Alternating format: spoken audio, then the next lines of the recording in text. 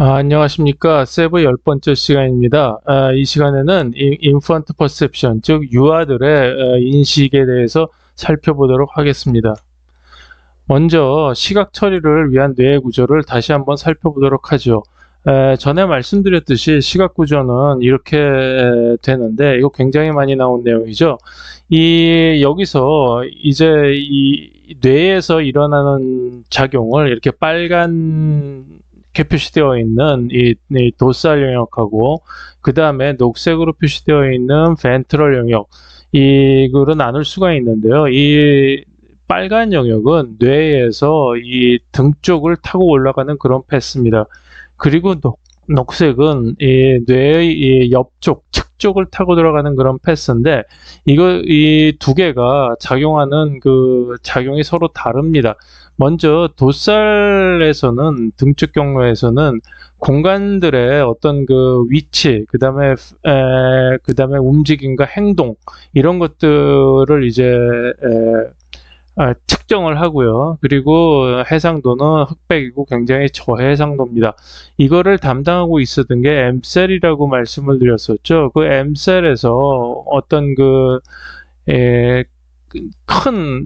RF, 즉 리셉티브 필드가 굉장히 컸었는데요. 이 큰 리셉티브 필드를 활용을 해서 대체적인 어떤 그런 움직임, 이거는 뭐냐 하면은 사람이 걸어갈 때 그 관절만 전부 나타낸 그런 영상입니다. 이것만 보더라도 사람은 우리가 걸어가는 거를 판단을 할 수가 있죠. 그리고 여기서 또 하나가 이루어지는 게 눈에서의 그 사케드, 즉 그 눈동자가 따라 움직이는 그거를 나타내는 그 작용도 여기서 이루어지고요. 이런 것들을 전부 합쳐서 어떤 내가 지금 보고 있는 영상 앞에 화면에서의 어떤 그 로케이션, 즉 위치라든가 아니면은 어떤 동작하는 그런 뭐 관계성이라든가 그런 거를 전체적인 그런 거를 파악하는 거가 이 도살 패스웨이, 즉 등축 경로고요. 그리고 벤트럴 이 배측 옆쪽으로 가는 이 경로는, 녹색 경로는 처음에 들어오면은 여기서는 이제 눈을 예를 들었었는데요. 눈에서의 모든 방향의 에지들을 검출합니다. 여기서는 이제 수평 방향을 검출을 하고요.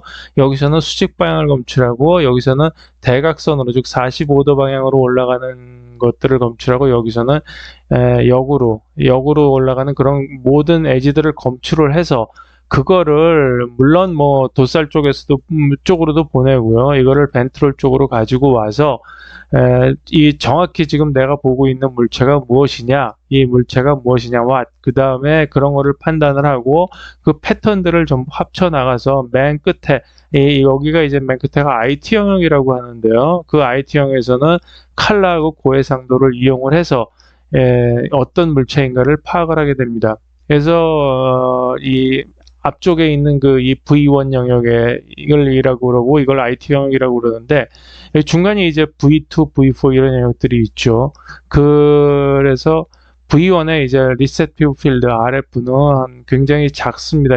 망막 강도라고 해서 눈에 이제 전체로 앞에 보는 게 이제 180도로 해서 그거를 전부 도 단위로 쪼갠 겁니다. 그래서 0.5도 이하가 되고요. 그 다음에 IT 영역에서는 이 RF들이 점점 커져서 이제 이미지 전체가 되는데, 이 이미지뿐만이 아니라 이미지의 이 다른 요소, 뭐 청각이라든지 후각이라든지 그런 요소들도 이 물체를 파악하는데 전부 영향을 끼칠 수가 있습니다. 그러면 신생아의 시각 발달 단계에 대해서 한번 살펴보겠습니다. 다음은 신생아의 시각 발달을 월별로 추정해 본 예입니다. 처음에 새로 태어났을 때는 이렇게 완전히 그냥 뿌연 그런 물체로 보이다가 점점 발달을 해서 이렇게 1년 정도 되면은 굉장히 또렷한 물체로 보는 것을 알 수가 있습니다. 먼저 1단계를 살펴보죠. 1단계는 2개월까지의 기간인데, 이게 꼭 이렇게 1단계, 2단계, 3단계, 4단계 이렇게 4개로 나눠서 살펴보는데, 이걸 꼭 이렇게 완전히 칼로 자르듯이 나눌 수는 없습니다. 그러니까 계속 쭉 발전하는 단계인데, 대충 이렇게 4단계로 나눠서 그 단계마다의 각각의 특징을 좀 묶어서 정리한 그런 겁니다. 그래서 1단계에서는 컨투어가 발달이 되는데 이게 이제 V1 영역에서 이루어지고요. 그래서 갓 태어나면은 시야가 흐릿하고 한 0.01 정도 된다고 합니다. 바로 앞 물체의 윤곽 정도만 인식이 가능하고 이제 점점 발달이 돼 가지요. 이제 크면서. 그래서 모양에 대한 그거를 보면은 아직 칼라를 인식하지 못하고 그다음에 컨투어도 레벨 차가 아주 큰 것들만 인식한다고 합니다. 태어난 직후는 직선과 곡선만을 구분을 하고 직선은 이제 8개 방향 정도, 그다음 동서남북하고 그다음에 대각선 그런 정도만 구별이 가능하고요. 2개월이 되면 눈에 초점이 맞기 시작하면서 컨투어들의 인식률도 높아지기 시작한다고 합니다. 그래서 컨투어들의 간단한 조합을 컴포넌트로 인식하기 시작하면 합니다. 그러니까 이런 거를 전부 다 이제 컴포넌트로 이제 인식을 하기 시작하는 거죠. 하지만 여기서 보시면은 이거를 이제 훈련을 시킨 다음에 이거 B, C를 보여줬는데 C하고 D는 뭔가 아는 것 같은 어떤 그런 반응을 보이는데 B는 그런 반응을 안 보였다고 합니다. 그래서 이 회전에 대해서는 이게 아직 회전은 이게 이거가 회전한 거다라는 거는 아직 모르는가 보다 이런 식으로 이제 추측을 할 수가 있고요. 이제 밑에 그림도 마찬가지입니다. 그래서 하지만 C하고 D에서는 반응을 보인 걸 보면 이제 나름대로의 이제 토폴로지컬한 거에는 반응을 보인다 이렇게 얘기를 하는데 토폴로지컬하는 거는 이거 이제 위상 수학을 얘기할 때 이제 위상을 얘기를 토폴로지라고 그러죠. 그러니까 결국은 어떤 약간의 변형을 가졌는데 어떤 나름대로의 변형을 가진 거는 인식을 할 수가 있다 이렇게 말씀을 드릴 수가 있고요. 모션에 있어서는 깜빡거리거나 진동하는 것에 반응을 보이는데 이거는 그냥 모션을 정확하게 인식하는 거가 아니라 그냥 단순하게 그냥 본능적인 반응이라고 생각이 됩니다. 거리는 바로와 바 25cm 정도 그 정도면 물체 인식이 가능하고요. 2단계를 보시면은 2단계는 이제 3에서 5개월 정도 되는 그런 단계인데 여기서는 이제 컴포넌트들을 인식을 하기 시작합니다. 이것도 역시 V1에서 이루어지고요. 컨투어는 이제 점점 세밀해지면서 색을 인식하고 그 다음에 모션의 개념을 파악을 하기 시작을 합니다. 그래서 모양에서는 이제 아기의 눈 맞춤이 일어나고 시간이 지날수록 좀 더 이제 디테일한 거를 보게 되고요. 하지만 아직까지는 어떤 이러한 물체들을 하나의 이제 컴파운드, 즉 복합물이라고 보기보다는 각각의 컴포넌트, 이렇게 이거하고 이 점 두 개하고 동그라미의 조합이다. 이런 컴포넌트들의 조합으로 본다고 합니다. 여기서도 이제 마찬가지고요. 그래서 여기서 이제 컴포넌트들은 아직 컨투어들의 단순 조합으로서 이런 코너라든가 아니 이런 코너라든가 크로스 이런 곡률, 곡선 같은 거로 이루어지는 건데 다른 이제 모양들과 구별이 이제 되는 그런 조합들을 얘기하고 모션을 인지할 수 있는 근간이 된다. 이건 무슨 말씀이냐면 어떤 코너라든가 이렇게 곡선이라든가 이제 곡률이 있다든가 이래야지 모션이 생겼을 때도 그쪽 움직였구나라는 걸 알 수가 있지. 단순한 직선은 직선 방향으로 움직이게 되면은 알 수가 없는 것이죠. 그래서 어떤 그런 거를 특징이 있는 그런 부분들을 가진 거를 이제 컴포넌트라고 이제 얘기를 합니다. 그래서 컴포넌트들은 이제 주로 굿쉐입이라고 하는 거는 이제 정렬되어 있는 거나 아니면 이제 컴팩트, 이제 딱 컴팩트한 사이즈로 이렇게 되어 있는 거나 아니면 시머트리, 특별히 이제 대칭인 거가 굉장히 중요한데 가장 빨리 습득되는 게 이제 버티컬 시머트리, 즉 수직적인 그런 시머트리라고 합니다. 이게 왜 그러냐 하면은 대부분의 많은 건물이 됐건 사람이 됐건 몸이 됐건 동물의 앞모습도 그렇고 자연에서 보여주는 대부분의 것들이 많은 이 수직적의 시머트리, 즉 대칭성을 가지고 있기 때문에 그게 가장 빨리 습득된다고 생각을 하는 겁니다.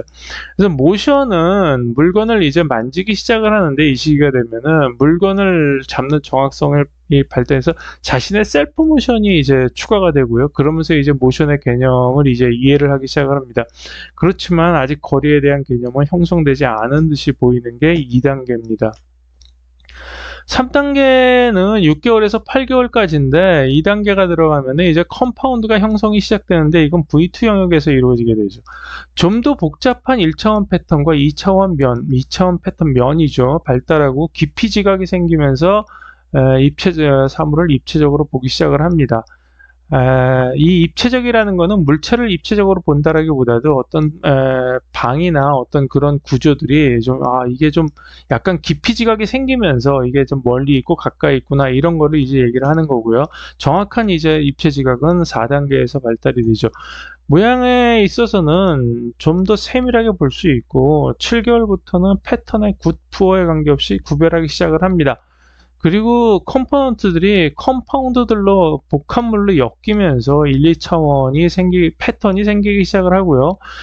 이러한 패턴들은 하나의 단일체로서 인식되기 때문에 크기 회전, 위치 변화, 2단계에서는 회전 같은 게 인식이 안 됐었죠. 근데 이제는 하나의 이 패턴, 이게 하나의 그 단일 물체구나라는 거를 인식하기 시작서부터 이 물체가 커졌네, 돌아갔네, 그 다음에 물체가 위치가 변화됐네 이런 거가 이제 인식이 가능하게 되는 거죠. 왜냐하면 하나의 이제 복합물이면서 복합물의 특징이 있고 그 특징이 어떻게 움직이고 바뀌는가를 파악할 수 있기 때문입니다. 즉 2차원 패턴이 생겨야지만 이런 게 가능한 거죠.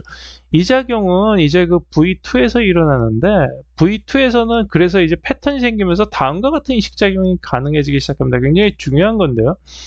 첫 번째는 이제 일루저리 컨투어, 즉 이제 주관적인 어떤 그런 컨투어가 생성이 되는데요. 이겁니다. 즉 이거는 앞에 사각형이 없는데도 불구하고 이제 전에 게스첼트에서 배웠죠.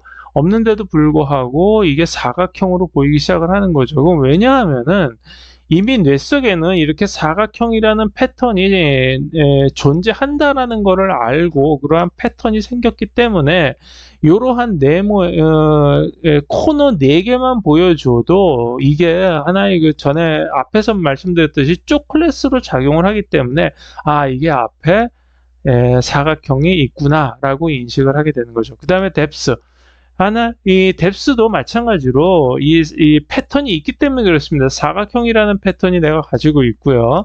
그 다음에 이게 동그라미라는 패턴을 가지고 있는데 아직까지 이렇게 한쪽이 이러한 패턴, 이런 패턴을 가지고 있지는 않지요. 그러니까 사각형 패턴하고 그 다음에 원 패턴 2개밖에 없는 상태에서 이게 이쪽에 가려졌구나라고 이제 판단을 하게 되는 것이죠. 물론 성인도 이렇게 판단을 하게 되는데 이거는 이제 익숙해져서 이제 그렇게 되는 거죠. 성인도 사실 이러한 패턴은 그렇게 흔하지는 않습니다. 먼저 눈에 딱 띄는 게 이제 이 사각형하고 원이 눈에 띄기 때문에 먼저 그렇게 판단을 하게 되는 것이죠. 그 다음에 오너십이라는 거는 이 보드 오너십이라는 거는 뭐냐 하면은 이 컨투어가 있을 때 그 컨투어가 어느 쪽 물체에 속하느냐라는 거를 보드 오너십이라고 합니다. 그래서 여기를 보시면은 이러한 경우에는 이제 왼쪽에 속하는 경우인데요. 이제 그 앞쪽에 물체가 작은 거, 이제 콤팩트한 거죠. 물체가 작은 거를 포그라운드에 앞쪽에 있는 거라고 인식을 하기 때문에 이거는 이 에지는 여기에 속한구나라고 판단하게 됩니다. 근데 여기서는 오너십이 이제 라이트인 경우인데 여기서는 작은 게 앞에가 포그라운드에 있는 게 이 물체이기 때문에 이 에지는 여기에 속한다 이렇게 판단을 하게 되는 거죠. 그리고 이런 경우를 보시면은 요게 이렇게 나눠져 있죠. 주사위 이렇게 이런 것처럼 나눠져 있기 때문에 요거 4개가 전부 앞쪽에 있는 이 회색은 뒤쪽에 있고요. 앞쪽에 있는 것처럼 보이기 때문에 이 앞쪽에 있는 물체에 속하는 걸로 판단이 됩니다. 근데 여기서는 이게 이렇게 4개로 쪼개져 보이는 게 아니고 이 게슈탈트 법칙에서도 나왔듯이 이렇게 하나의 누워있는 이렇게 사각형과 세워져 있는 그런 까만 사각형이 2개가 겹쳐 있는 걸로 보여지기 때문에 이 에지는 이렇게 서 있는 그런 까만 사각형에 속한다라고 있는 어떤 그런 걸로 판단을 하게 되는 것이죠. 이러한 것들이 이제 생기면서 깊이 지각이 이제 발달되는 겁니다. 그래서 모션에서는 3단계에서는 아기가 이제 기기 시작하면서 아기의 안구 운동 조절 능력이 생기고, 그 다음에 눈과 몸이 같이 움직이는 협응 능력이 같이 발달되기 시작을 합니다. 그래서 여기서는 이제 그 아이가 기기 시작하면서 카메라는 눈이죠. 위치와 각도가 변하는 것으로써 패턴들의 움직임에 따른 트래킹이 가능해집니다. 그러니까 눈이 움직이면 거꾸로 그게 물체가 움직이는 것처럼 보이기 때문에, 아까도 말씀드렸듯이 이제 눈이 움직임에 따라서 패턴의 들의 이제 그 모션 벡터가 각각 생기겠죠. 그 모션 벡터에 의해서 이제 모션 움직임 트래킹이 가능해지는 겁니다. 그리고 거리에는 5개월이 넘어가면 어떤 것이 손에 닿고 어떤 것이 손에 안 닿는지를 인지하기 시작을 하는 거죠. 팔을 벌려서 이제 판단을 하기 시작을 하는 거고요. 그 후 이제 인식 거리가 길어져서 6, 7개월부터는 이제 거리 개념이 생겨나고, 8개월부터는 건너편에 있는 저 방 건너편 깊숙이 있는 어떤 물체가 있구나라는 것도 볼 수 있게 된다고 합니다. 그래서 네 번째 단계는 9월에서 12월까지인데, 이 단계에 들어가면 컨피규레이션, 즉 어떤 독립적인 어떤 그런 물체들을 결합을 해서 하나의 그룹으로 보기 시작을 하는데, 이거는 V4 영역에서 일어나게 됩니다. 즉, 이 단계에서는 걷기 시작을 하고 던지는 것도 가능하고 3차원 물체를 이제 입체적으로 인식하기 시작을 한다고 합니다. 이런 작업들은 V4에서 일어나는데 컬러가 필요할 정도로 복잡한 패턴을 뜻하는 것이죠. 그래서 정리를 해보면은 이러한 패턴들이 여기서는 이제 V2에서는 이런 게 패턴이 보이고, V4에서는 이런 게 보이고, 이제 IT형에서는 이렇게 좀 더 복잡한 패턴들이 이제 인식이 가능하게 된다는 거를 전에도 이 부분 많이 보여드렸죠. V1에서는 이제 싱글 오리엔테이션, 즉 방향성만 나타내고요. V2에서는 커브드 컨토, 곡선하고, 그 다음에 이제 휘도상에서 이제 어떤 그 그라디안트, 즉 이렇게 쭉 어두워지거나 아니면 밝아지는 어떤 그런 패턴들을 검출을 하는데, V4에서는 좀 더 어떤 그 컴플렉스한 그런 그 복잡한 패턴을 인식을 하게 되죠. 4단계에서는 3차원 물체도 인식을 합니다. 3차원 물체는 어떻게 인식이 되냐면은 각각의 면이 보이겠죠. 그 3차원 물체의 면들을 2차원 물체들이 서로 어떻게 배치가 됐다. 아직 컨피규레이션이 배치가 되면 이거는 합쳐져서 하나의 물체다, 3차원 물체다라고 인식을 하면서 3차원 물체를 인식하게 되는 겁니다. 그래서 아기가 길 때는, 이제 기어다닐 때는 좌우만 이제 주로 보게 되는데, 걷기 시작하면 고도에 따른 어떤 패턴 변화까지 생기게 됩니다. 그러면서 이제 3차원에 따른 이제 위치를 이제 좌우뿐만이 아니라 아래 위까지 그렇게 카메라의 각도가 많이 변화가 되는 거고요. 그 다음에 3단계에서는 이제 2차원 트래킹을 했지만 4단계에서부터는 이제 3차원 패턴의 트래킹도 가능해집니다. 그래서 3차원 물체를 크기, 회전, 컬러에 관계없이 입체적으로 인식하기 시작을 하게 되는 거죠. 아까 3단계에서는 이제 2차원 패턴을 크기, 회전, 컬러에 관계없이 인식을 했는데, 4단계에서부터는 이제 3차원 물체를 입체적으로 크기, 회전, 컬러에 관계없이 이제 인식하기 시작한다는 거죠. 그래서 이제 V4가 손상이 되면은 이제 3차원 물체를 입체적으로 구별해내는 능력을 상실하게 되고요. 모션에 있어서는 물체와 배경이 같은 무늬를 갖는 경우에서도 그 물체가 움직이면 그 물체를 인식 가능하다. 즉, 전혀 이렇게 똑같은 텍스처를 갖는, 즉 보호색이라고 그러죠. 보호색 같은, 그러니까 나비가 어떤 그 나무 같은 데 앉아있을 때 잘 안 보이죠. 근데 그게 나비가 펄럭이기 시작을 하면은 이제 나비가 보이죠. 그런 식의 인식이 가능해진다는 겁니다. 그리고 공이나 장난감을 잘 던질 수 있고요. 그래서 이제 자신으로 인해 발생되는 물체의 모션까지 이제 생각을 하게 되는 거죠. 그래서 거리는 장난감을 던질 수 있다는 것이 깊이에 대한 인식이 정확해졌다는 것을 말해준다. 이렇게 말씀드릴 수가 있습니다. 인펀트 퍼셉션 정리를 한번 해보겠습니다. 이렇게 4단계로 나누었습니다. 4단계로 나눴는데 모양이나 모션하고 거리를 이렇게 보시면, 자세한 거는 뭐 읽어보시면은 뭐 아시겠고요. 아까 말씀드렸지만, 그러니까 모양에서는 이제 큰 이제 윤곽 정도만 이제 파악을 하고요. 그 다음에 이제 뭐 모션은 아직 파악이 안 되는 상태고, 거리도 아직 잘 모르는 상태입니다. 그 다음에 1단계로 여기가 죄송합니다. 이게 전부 1단계네요. 2단계, 3단계, 4단계입니다. 못 고쳤군요. 2단계로 들어오면은 이제 색을 인식하기 시작을 하는데 컨투어들끼리 간단한 조합이 이루어지기 시작을 하고, 그 다음에 이제 여기서 어떤 패턴이 1차원적인 패턴이 생각이 나죠. 1차원 패턴하고 2차원 패턴은 굉장히 다릅니다. 1차원 패턴, 그러니까 2차원 패턴은 어떤 모양이 있지만 1차원 패턴은 선으로만 쭉 가는 거기 때문에 그냥 이렇게 쭉 그 선의 직진성이 강조돼 가지고 이렇게 크로스가 된 것도 1차원 패턴으로 본다면은 그게 이렇게 이쪽 짝대기 하나, 이런 짝대기 하나, 이렇게 인식을 하게 된다는 거죠. 그래서 이제 2단계에서는 그러한 1차원 패턴이 인식되고요. 그 다음에 모션이 파악되기 시작하지만 거리는 아직 파악되지 않은 그런 수준입니다. 이게 3단계에 오면은 그러니까 1단계 패턴에서는 좀 더 복잡한 거로 이제 엮이기 시작을 하면서 면을 가지고 있는 2단계 패턴도 나오기 시작을 하고요. 그 다음에 2차원 패턴이 나오기 시작을 하면서 어떤 그 2차원 패턴을 이용한 어떤 움직임, 그거를 이제 파악을 하게 됩니다. 그리고 거리가 이제 인식이 되기 시작을 하고요. 그 다음에 네 번째 단계에 오면은 이제 3차원 물체들이 전부 다 입체적으로 이렇게 보이기 시작을 합니다. 그리고 카메라 자체도 서서 다니기 때문에, 걷기 시작을 하기 때문에 카메라 자체도 아래 위를 볼 수 있는 그러한 각도가 나오기 시작을 합니다. 모션도 마찬가지고 이제 걷기 시작하면서 3차원 물체 트래킹이 가능해지고, 그 다음에 거리에 대한 장난감을 던질 수 있을 정도로 그러한 거리 감량이 생기게 됩니다. 인펀트 퍼셉션 정리의 두 번째를 살펴보면, UI 인식의 단계적인 발달에는 기저에 다음과 같은 물리량의 발달이 베이스로 깔려있기 때문에 그렇습니다. 즉 물리적인 데이터는 사실 모양에서는 경계선의 길이하고 방향, 그 다음에 모션에서는 모션 벡터의 속도하고 방향, 이 네 가지밖에 없습니다.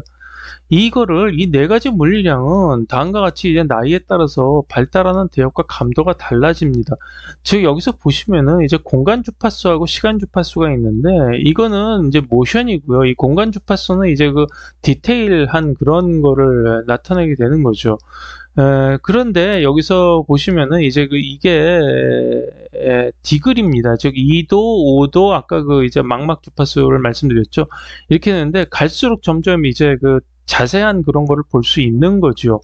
그리고 이쪽에서는 이제 컨트라스트 감도인데, 감도가 클수록 좀 더 이제 잘 볼 수 있다는 거죠. 그런데 2개월 된 그 다음에 영화가 점점 이렇게 성인의 화면으로 발전되어 가는 과정이 이렇게 쭉 오른쪽으로, 즉 점점 디테일한 과정을 볼 수 있게 발전이 되죠. 즉 단계적으로 발전이 된다는 겁니다.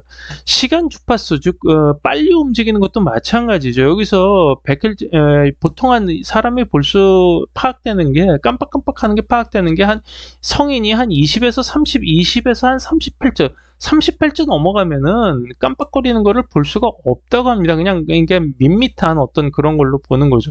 사실 이 백열전구 같은 경우도 보시면은 68초, 즉 전류가 60쪽으로 이제 왔다 갔다 하니까 68초를 갖고 껐다 켰다 해지는 건데, 그게 이제 그냥 밝게 보이죠. 이제 그런 것처럼 그만 넘어가면은 그게 볼 수가 없는 겁니다. 그래서 그러한 거를 유아가 점점 이제 나이가 들수록 2개월, 3개월, 4개월 올라갈수록 점점 이렇게 성인에 가까워지는 거를 이제 볼 수가 있는 거죠.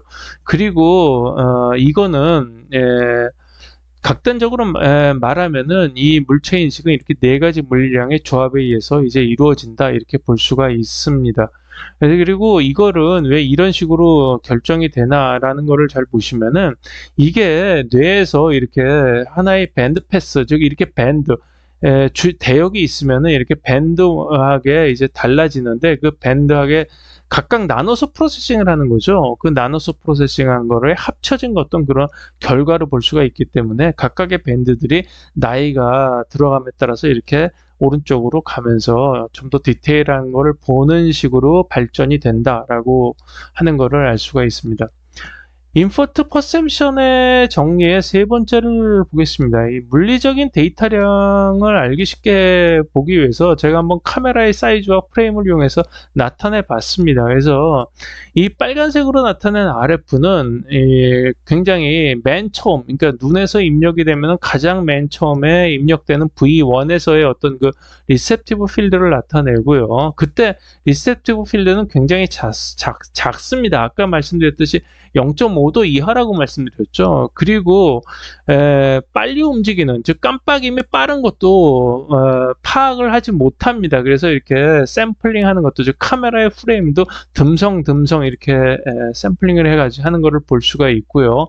그래서 이렇게 빠른 움직임은 볼 수가 없습니다. 이 동그라미, 즉 평면상으로 동그라미하고, 그리고 이제 그 템포럴 쪽이죠. 시간 쪽으로는 이렇게 화살표로 나타낸 거가 이게 RF입니다. 그래서 이거를 공간 주파수적인 RF고, 이거는 시간 주파수적인 RF가 됩니다.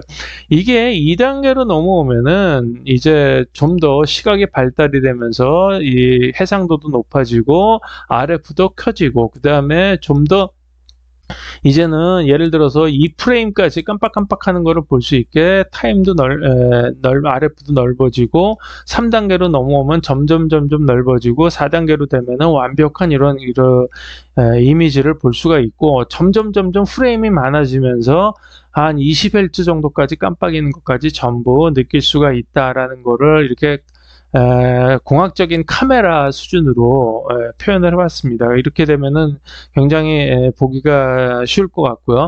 근데 이제 마지막에 RF가 커지면 커질수록 이제 뇌가 전에도 말씀드렸듯이 전체를 다 커버할 수 없기 때문에 이렇게 작은 RF들을 전부 움직여가면서, 즉 눈동자를 막 움직이죠. 이 사켓, 그걸 사켓이라고 그러는데, 이 사켓을 통해서 이렇게 파트들을 전부 파악을 해서 전부 전체를 종합을 하는 것을 알 수가 있습니다.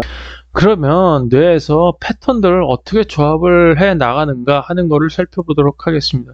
처음이 이제 컨투어에서 어떻게 컴포넌트를 만들어 가느냐 하는 건데요. 이제 컨투어의 가장 기본은 방향을 갖는 일정 길이의 선분, 이걸 이제 엔드 스탑핑 셀에서 이제 파악을 합니다. 여기서 보는 게 이제 엔드 스탑핑 셀인데, 여기서는 요 창으로 되어 있는 요만한 길이의 선분만을 디텍션을 합니다. 그러니까 요러한, 이게 사실 이제 크게 봐서 그런데 이게 굉장히 작은 영역입니다. 그래서 요 영역에 걸치는 이런 것들을 전부 여기서부터 여기까지의 선분이다 이렇게 파악을 하는 거죠. 그래서 일정 길이의 선분이 가장 기본적인 베이스입니다. 그래서 곡선은 이 선분들의 피스와이즈 리니어 컨비네이션으로 이루어진다 이렇게 되어 있죠.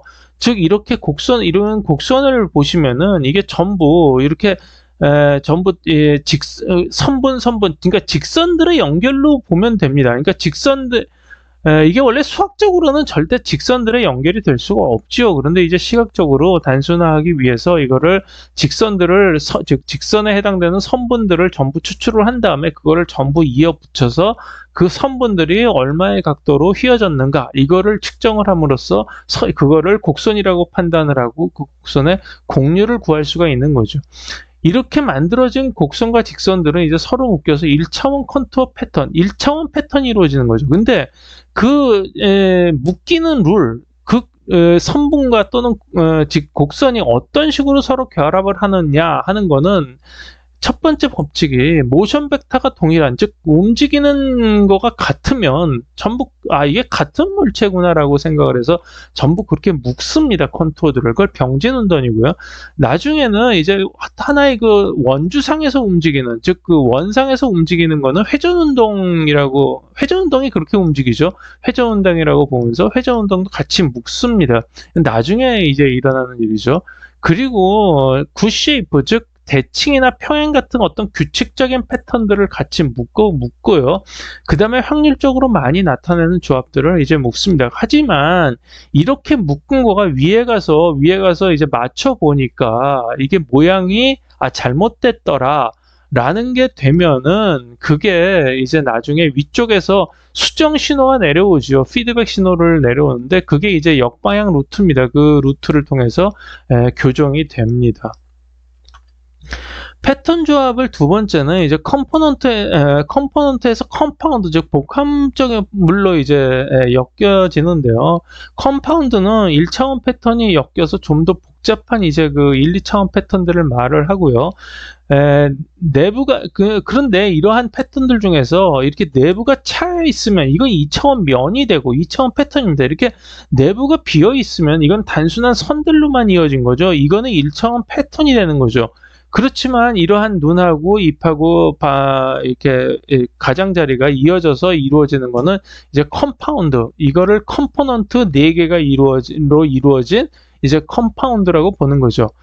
즉, 그런데 이제 여기 안에 있는 이런 칼라 정보하고 그 다음에 선 정보는 따로 코딩이 됩니다. 그래서 칼라 정보가 있으면은 2차원 패턴이고 없으면은 1차원 패턴이 되는 거죠. 그래서 결국은 1차원이나 2차원이나 전부 패턴을 정의하는 거는 같습니다. 컨투어 플러스 색깔이죠. 칼라가 없으면 1차원이고요. 이러한 거는 이게 전체가 이렇게 전부 다 이제 또렷하게 보이지는 않습니다. 그래서 전에 말씀드렸듯이 클래스를 가지고 판단을 하는데 이 클래스로도 컴파운드를 정의를 할 수가 있습니다. 그리고 컴파운드로 묶는 룰은 앞에 다음과 같습니다. 이제 앞에 3개는 동일하고요. 그래서 점점 더 회전 운동이 더 나아가면 이제 아메바 같은 불규칙 운동까지 확장될 수가 있는 게 좀 다르고요. 네 번째로 추가되는 게 컴파운드에서는 RF에 들어가는데 패곡선으로 둘러싸인 안쪽 내용물들, 이런 것들이죠. 이런 것들도 같이 묶여질 수가 있습니다. 이것도 마찬가지로 위에 올라가서 보니까 잘못 묶었더라 그러면은 이거 피드백 루트를 통해서 교정이 됩니다. 그리고 마지막으로 이제 컴파운드에서 컨피규레이션으로 가는데, 첫 번째는 컨피규레이션으로 가는 게 이제 여러 가지 종류가 있습니다. 이제 첫 번째는 뭐냐면은 일치차원 패턴 조합. 아까 보여드린 그런 패턴처럼 그냥 복잡한 패턴으로만 가는 겁니다. 그 다음에 두 번째는 깊이 패턴이 있고요. 그리고 세 번째는 3차원 이제 입체 표현이 있습니다. 이제 그런데 여기서 1, 2차원 패턴의 컨피규레이션을 그냥 복잡하게 엮는 것만 한번 여기 첫 번째에서 살펴보죠. 이거는 굿쉐입이라고 하는 거는 이제 엮는다라고 얘기를 했었죠. 근데 굿쉐입이 뭐냐 하면은 정의가 이렇게 돌려보고 이렇게 뒤집어보고 그래도 경우의 수가 적은 겁니다. 즉 여기서는 아무리 돌려봐도 똑같죠. 그러니까 경우의 수가 하나입니다. 여기서는 이러한 이렇게 앞에 튀어나온 꼭 이렇게 뭐 포탄처럼 생긴 어떤 그런 모양은 이렇게 돌려보면은 4가지가 나와요. 그러니까 이거는 좀 더 복잡한, 그러니까 더 푸어한 굿패턴이 아니죠. 근데 이런 거는 돌려보면은 8개가 나옵니다. 이런 거는 굉장히 이제 좀 더 안 좋은 그런 패턴, 즉 푸어 패턴에 속하는 거죠. 그러니까 이런 것들은 보다는 이렇게 좀 더 돌려서 어떤 방향으로 보거나 전혀 똑같은 패턴으로 보이는 것들을 먼저 이제 묶기 시작을 합니다. 그리고 여기서도 보시면은 이 A 패턴은 이렇게 원처럼 이렇게 쭉 돌아가죠. 동심원처럼. 이런 거 아주 굿 패턴이죠. 이것도 방사형으로 나가는 어떤 게 묶기가 쉽죠. 이것도 이제 방향의 동질성을 갖기 때문에 묶기 쉽습니다. 하지만 이런 거는 진짜 뭐 랜덤하고 아머포스하죠. 묶을 수가 없어요. 그래서 이런 거는 거의 뭐 성인이 됐어도 거의 잘 묶이질 않습니다. 즉 하나의 컴포넌트로 되질 않는 거죠. 이거는 방향이 동일한 저런 건데 이 경우인데, 까만 것들은 전부 오른쪽으로 움직이고 하얀 것들은 전부 왼쪽으로 움직입니다. 그래서 이런 거는 보통 이제 뭐 비가 오거나 눈이 오거나 이럴 때 이제 주로 이런 방향성이 있는데, 나중에 올라가면 위쪽에서 방향이 같은 하얀 것들은 이제 왼쪽으로 전부 다 하얀 것들끼리 묶고, 방향이 오른쪽으로 움직이는 까만 것들은 전부 다 오른쪽으로 묶습니다. 그래서 이게 2개가 이렇게 섞여 있어도 다 이렇게 하얀 거가 하고 까만 점이 서로 나누어져서 보입니다. 이런 거를 이제 파티클 시스템이라고 얘기를 합니다. 그리고 컴파운드에서 컨피규레이션으로 가는 두 번째를 보면은 이제 깊이에 대해서 살펴보죠. 깊이감은 패턴들의 차폐로 알 수가 있는데요. 이 3가지 예를 들었습니다. 이 3가지 예는, 하나는 이제 그냥 색깔을 같이 해서 묶어버린 거고, 이거는 반투명하게 처리를 한 거고, 이거는 완전히 차폐로 처리를 한 겁니다. 근데 이거는 3개월째 유아가 이거를 인식을 한다고 합니다. 아, 원이 있구나라는 걸로 인식을 하게 됩니다. 이런 거는 원이 있구나라는 거를 4개월째 파악을 하고요. 이거는 5개월째 파악을 합니다. 왜냐하면은 이게 어떻게 보면 이게 더 어려울 것 같은데, 이게 왜 그러냐, 이 무슨 메커니즘이 동작을 했냐 하면은 3개월째는 아는 게 사각형 패턴하고 원 패턴밖에 없기 때문에 그냥 무조건은 아까 말씀드렸듯이 이런 패턴은 없지요. 그래서 그냥 무조건 이걸 원이라고 파악을 하는 거면 둘 중에 하나니까. 그 다음에 여기서는 이게 4개월째 되면은 좀 더 디테일한 어떤 컨트라스트가 좀 낮아도 이게 보이기 시작을 하죠. 그래서 이거를 이제 이쪽의 컨토가 검출이 되는 겁니다. 그래서 이거를 원이라고 보는 거고, 5개월째 대해서는 이게 전혀 안 보여도 무조건 이거는 뭐 깊이다라고 판단을 할 수 있는, 즉 깊이 감각이 들어가기 때문에 이거는 위 앞에 있고 이거는 뒤에 있다, 이런 식으로 생각을 해서 판단하게 된다는 거예요. 그러니까 검출이라기보다는 보완을 하는 거죠. 보완을 하는 겁니다. 이거는 이제 6개월째 이런 거를 이제 이런 효과가 이게 상당히 많이 가려져 있어도 이거를 파악을 하게 되는 거고요. 그 다음에 깊이감은 이제 깊이감이 생겨나는 원인을 보면은 애와들이 깊이가 다르면 이제 그게 움직일 때 모션 벡터 차이가 생깁니다. 그래서 이 경우는 아까도 말씀드렸지만 본인이 움직이는 경우에도 본인이 막 이제 기어다니다 보면은 방에 이제 모서리 같은 경우가 앞에 있는 경우가 뒤에 움직이는 경우가 움직이는 벡터가 아주 미세하게 차이가 나죠. 그거를 이제 파악을 해서 모션 벡터가 작게 움직이면 그거는 멀리 있구나. 그 다음에 모션 벡터가 빨리 좀 크게 움직이면은 이거는 가깝게 있구나, 이렇게 판단을 하게 된다는 겁니다. 이게 여기 설명이 되어 있고요. 그래서 이거를 보시면은 이제 튀어나온 부분하고 그 다음에 여기서 움푹 들어간 부분이 있는데, 이거를 회전을 시켰을 때 여기서 나타나는 모션 벡터가 여기서는 작죠. 이렇게 굉장히 작게 모션 벡터가 나오는 거를 볼 수가 있는데, 그거를 가지고 이게 입체성을 파악을 하게 된다고 합니다. 그래서 세 번째를 보시면은 그 컨피규레이션에서는 이제 2차원 조합과 그 다음에 3차원 물체 입체 표현을 낸 조합이 있는데, 여기서도 보시면 이게 무슨 실험이냐 하면은 앞에서 보면은 똑같습니다. 똑같은 어떤 이 트라이앵글 같은 거를 이제 실험했는데, 이거는 옆으로 돌려보면은 이게 평면이죠. 즉 그냥 1차원만 이렇게 만든 평면적으로 이렇게 만든 것이고, 그 다음에 이거 3차원은 진짜 이제 3차원 피라미드 같은 그런 패턴입니다. 즉 이게 돌렸을 때 이러한 패턴이 서로 다르게 보이죠. 그거를 이렇게 평광을 켜놓은 상태에서 이거를 돌리고 여기 스크린에 비친 거를 이게 유아도 이제 여기서 평광 필터를 가진 이제 안경을 꼈죠. 이걸 장치해서 유아가 어떻게 반응을 하는가를 가지고 파악을 했는데, 결국은 처음에는 이런 거밖에는 파악이 안 되는데, 나중에 입체감이 한 8개월 정도 되면은 이 입체감이 이런 거를 생긴다고 합니다. 그러니까 이런 거를 그러면 어떤 식으로 뇌에서 저장을 하느냐라는 거를 파악하기 위해서 한번 이런 실험을 해봤습니다. 즉 이건 뭐냐면 유아한테 보여줄 때 얼굴을 이렇게 돌아가는 쪽으로, 이쪽으로 돌아가죠. 45도, 그 다음에 90도, 45도, 이게 돌아가는 순서대로 보여줘서 훈련을 시키는 경우하고, 그 다음에 이제 랜덤하게 팍팍 보여주는 경우하고를 이제 실험을 해봤더니, 인식률이 이렇게 차례대로 돌아가게 하는 거에 인식률이 훨씬 더 높더라라는 이 실험입니다. 이거는 결국은 뭐냐면, 이 뇌에서 이 돌아가는 즉 하나의 물체로서 돌아가는 패턴을 이제 기억을 할 때, 여기서 작은 각도로 살살 돌아가게 되면은 이게가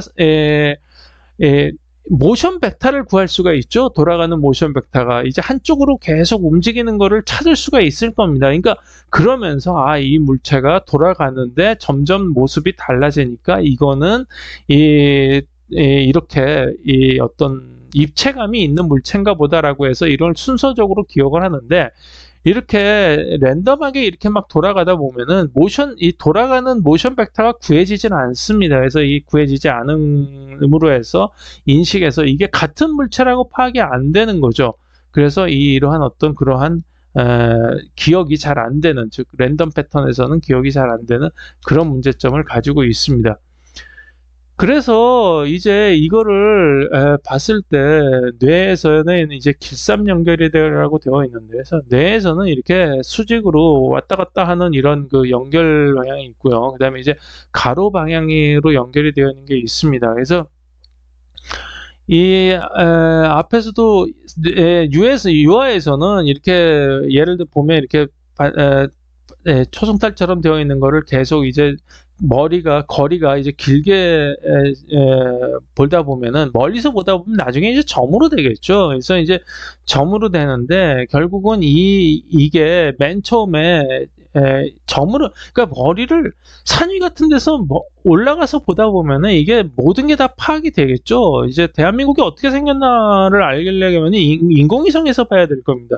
그거를 전체적인 구조를 파악하는 게 이렇게 흐릿한 이런 영상입니다. 그래서 이런 흐릿한 영상을 가지고 꼭 인공위성에서 보는 듯한 어떤 그러한 그 오감도 같은 거를 완성을 하고요. 이거를 이용해서 전체적인 패턴이 어떻게, 흐름이 어떤 식으로 되어 있구나라는 거를 파악을 하고, 그걸 점점 이제 그 줌 당기면서 이제 컬러까지 오면서 이제 디테일한 그런 부분까지 이제 보게 된다는 거죠. 그거를 하는데 이렇게 각각의 밴드들로 나눠져 있는, 각각의 서로 다른 거리에 되어 있는 것들끼리 서로 같은 것들을 서로 바인딩해서 연결을 합니다. 그래서 이렇게 세로 방향에서는 도설, 즉 등축하고 벤트럴,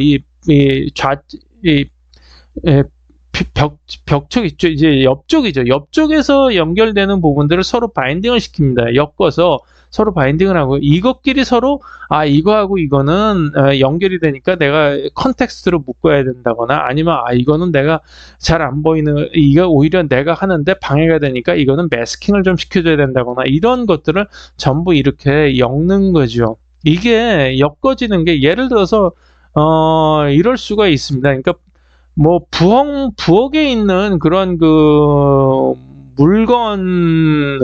물건들이 이제 많이 있는 곳에다가 토스터기 대신에 이제 미국 가정에서 보는 이제 우체통 같은 거 있죠? 이렇게 그 사각형 되어 있는 거, 꼭 그 박스처럼, 드링크 박스처럼 되어 있는 거를 우체통을 갖다 놓으면은, 그 우체통이 꼭 그 토스터기처럼 보이는 거죠. 크기도 비슷하고 이제 생김새도 거의 비슷하니까 그런 것들로 보이는 겁니다. 그래서 이제 서로 이쪽으로 바인딩이 굉장히 심해지면은, 주방 기구들이 전부 있으니까 이거는 무조건 토스터기일 거야 라고 생각을 하게 된다는 거죠. 그런 바인딩입니다. 그리고 이렇게 가로 방향으로 가면은 이렇게 RF가 점점 넓어지죠. 그러니까 RF를 점점 크게 돼서 컨투어는 컴포넌트로 묶이고, 컴포넌트는 다시 이제 그 컴파운드로 묶이고, 컨피규레이션으로 묶이고, 그러면서 이제 어떤 이벤트들이 발생되고 그러는데, 그 이벤트들은 다시 또 하나의 어떤 단위로 묶여야 되겠죠. 그 단위로, 마지막에 최종적으로 이벤트는 결국 하나의 그 뉴런으로 묶이면서 그게 어떻게 표시가 되냐 하면은 언어로 이제 연결이 됩니다. 즉 이벤트는 이제 언어로 표시가 되는데, 이렇게 쭉 뒤쪽으로 가면 갈수록 점점 이제 그 범위가 커지면서, 그 범위들을 하나의 이제 그 단체로 묶어서 이제 간단하게 표시를 하게 되는 거죠. 그래서 그런 것들이 이제 일어나는 거는 이렇게 가로 방향에서 묶어진다고 볼 수가 있는 거죠. 즉 의미를 점점 더 컴팩트하게 묶어가는 어떤 그러한 그 루트가 되는 겁니다. 물론 이렇게 전부 다 피드백되는, 아까도 말했듯이 코렉션하는 피드백 루트도 다 존재를 하게 되는 거죠. 그래서 여기서는 뭐 지금 말씀드렸는데, 벤트럴 쪽에서 좀 더 자세한 파트들을 검증을 해서 이렇게 서로 바인딩을 한다, 이렇게 이런 식으로 두뇌가 전체적으로 동작을 하는 겁니다. 그래서 크면 클수록 이제 점점 이 왼쪽에서부터 출발을 해서 여기서 이제 바인딩이 묶이고, 의미를 다시 또 컴팩트하게 함축시켜가고, 이쪽에서 오른쪽으로 해서 맨 앞에 전두엽이라고 그러죠. 전두엽까지 오면은 이제 생각을 하고, 여기가 이제 그 결정을 하는, 내가 이제 앞으로 어떻게 해야 될까, 해야 될까, 말아야 될까라는 걸 결정을 하는 거는 맨 오른쪽에서 끝에서 결정을 하게 되는 그런 식으로 발달이 되게 됩니다. 그래서 인펀트 퍼셉션을 한번 정리를 해보겠습니다. 그래서 첫 번째로 뇌 시각 발달 과정은 아래서부터 학습이 되는 바텀업 방식입니다. 즉 언슈퍼바이스드, 즉 이렇게 뭔가 가르쳐주지 않아도 지가 알아서 학습을 합니다. 지금 이제 딥러닝 같은 데서는 이걸 이게 뭐다, 저게 뭐, 이게 개다, 이게 고양이다, 이런 걸 알려주기 위해서 일일이 전부 이렇게 거기다 코멘트를 달아주는 역할을 하는데, 갓난아기는 그런 거 없죠. 그냥 자기가 알아서 뭐 한 4-5살까지 그냥 시각을 전체를 다 완성합니다. 누가 뭐 가르쳐 주는 것도 없고, 그 다음에 갓난아기가 뭐 물어보는 것도 없죠. 그런 식으로 되기 때문에 이 갓난아기의 학습을 하는 이 바텀업 방식을 쓰면은 굉장히 어떤 코멘트를 다는 그러한 과정이 생략이 돼서 굉장히 비용을 절약할 수 있습니다. 그래서 바텀업 방식에서 하위 레이어는 상위 레이어 패턴을 인수분해할 수 있는 베이스를 형성한다, 이렇게 되어 있죠. 이 베이스가 형성이 되기 때문에 일단 베이스가 형성이 되면 이 베이스를 가지고 위쪽 레이어를 한번 만들어 보고 또 만들어 보고 그래서 그게 만약 잘못 엮였으면은 피드백 루트를 통해서 수정을 하고, 이러한 거를 이제 반복을 하는 겁니다.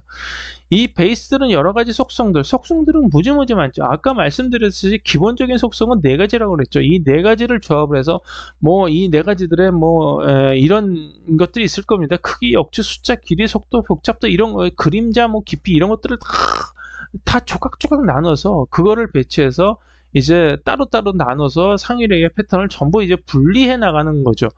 이러한 속성들의 차이가 이 물체들을 구분하는 기준이 되는 거고, 그 물체들도 모양이 아닌 이 속성 등값도 기억됩니다. 즉 모양 사람 얼굴을 그대로 기억하는 게 아닙니다. 전부 다 띄어내고 이거를 속성들을 다 분리를 해가지고 어떤 코드화를 합니다. 그 컴퓨터에서 저장되듯이. 그래서 그 코드를 만약 이렇게 그러니까 얻어낼 수 있는 방법이 있다고 하더라도 그게 전부 다 이제 코드로 되어 있기 때문에 이게 뭘 뜻하는지 모르는 거죠. 그런 속성 값들로 기억이 되는 겁니다.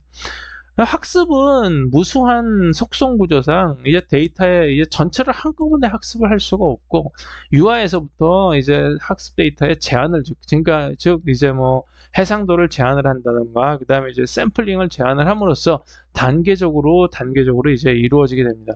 먼저 카메라의 각도를 고정을 시키고, 그 다음에 낮은 해상도 칼라 없고, 그 다음에 이제 그래서 인식되는 패턴의 개수를 줄이고요.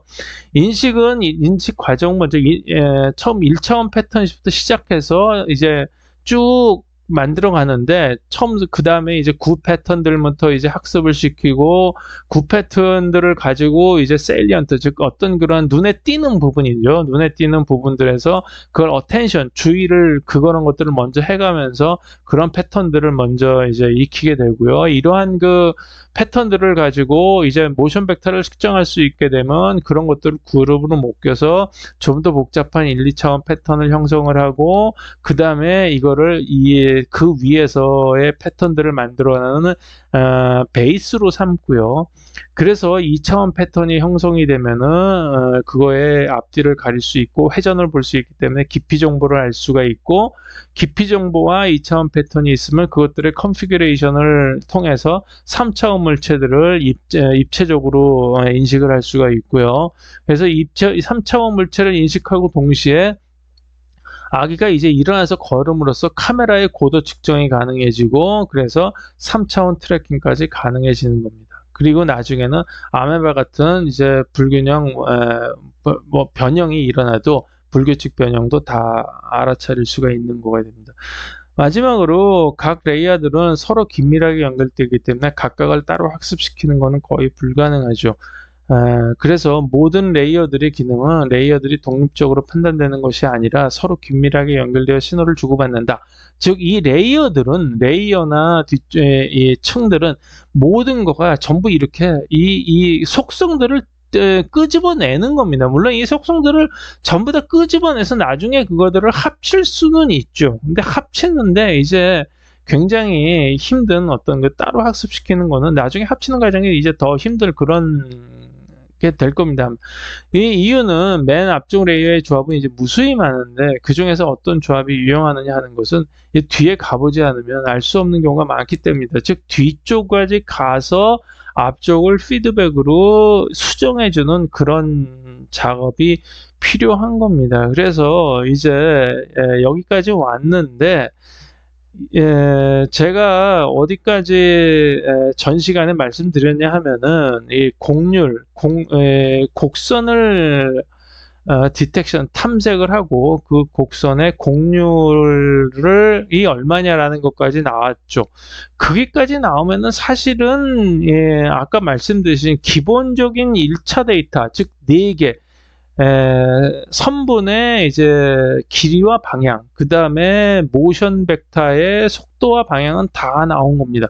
그래서 그 다 나온 거를 여기서 이제 그거를 가지고 유아가 학습하는 방식에 따라서 계속 그 패턴들을 합쳐 나가는 것만 남았습니다. 근데 이 과정은 이제 어렵다라기보다도 이제 엄청난 메모리와 엄청난 계산이 필요되는 과정이겠죠. 그래서 이 과정은 저도 지금 어떻게 해야지 되는가라는 거를 좀 생각 중에 있습니다. 그리고 전에 제가 시범적으로 해본 그 DB에 넣는 거를, 그러니까 그 컨투어들을 DB에 넣는 거를 한번 보여드린 적이 있는데, 이러한 아래에서의 이러한 그 기본적인 선분까지 DB에 넣어가지고는 죽었다 깨어나도 결과가 안 나올 겁니다. 그래서 이런 거를 뉴럴 네트워크로 바꿔줘야지 되나 하는 생각을 하고 있고,